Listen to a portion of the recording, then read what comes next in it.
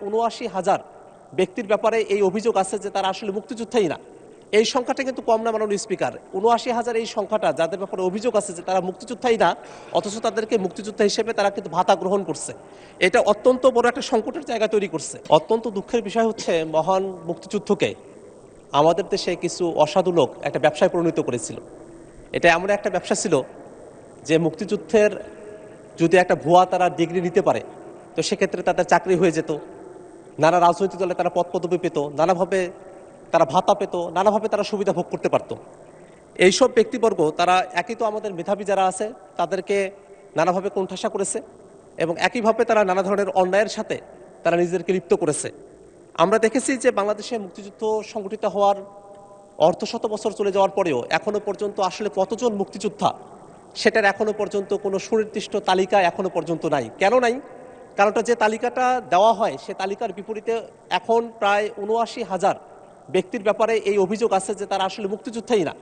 এই সংখ্যাটা কিন্তু কম না মাননীয় স্পিকার। ৭৯,০০০ এই সংখ্যাটা যাদের ব্যাপারে অভিযোগ আছে যে তারা মুক্তিযোদ্ধাই না, অথচ তাদেরকে মুক্তিযোদ্ধা হিসেবে তারা কিন্তু ভাতা গ্রহণ করছে। এটা অত্যন্ত বড় একটা সংকটের জায়গা তৈরি করছে। এমনকি এই সংকটটা কতটা গভীরে পরিচিত হয়েছিল বাংলাদেশের, যে বাংলাদেশে একটা দল আওয়ামী লীগ তারা তাদের দুঃশাসন, ফেসিবাদ, জুলুম, নিপীড়ন তার বিপরীতে ঢাল হিসেবে এই মুক্তিযুদ্ধকেই তারা ব্যবহার করত। কিছু লোক ব্যক্তিগত পর্যায়ে এটা ব্যবহার করেছে, আওয়ামী লীগ এটা দলগতভাবে এটা ব্যবহার করেছে।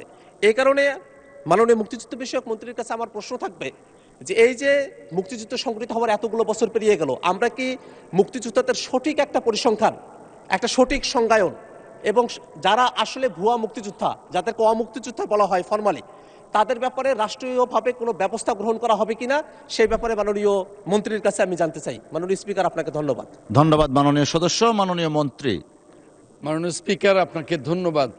আমি আপনার মাধ্যমে মাননীয় সংসদ সদস্যকে আবারও ধন্যবাদ জানাই এই চমৎকার প্রশ্ন করবার জন্যে। এই যে একটি পত্রিকায় এসছে যে ৭৯,০০০ অমুক্তিযোদ্ধা, এটাও আসলে সঠিক তথ্যের ভিত্তিতে না, এটা আরও বাড়তে পারে। এবং এই যে শহীদের সংখ্যা নিয়ে এই একটা বিতর্ক, এই বিতর্কের জন্যে আমাদের বাংলাদেশের মহান অভিভাবক, বাংলাদেশের মানে গণতন্ত্রের আজন্ম যোদ্ধা আমাদের প্রিয় দেশনেত্রী মরহুম বেগম খালেদা জিয়ার বিরুদ্ধেও ওই ফ্যাসিবাদী সরকার মামলা করেছিল।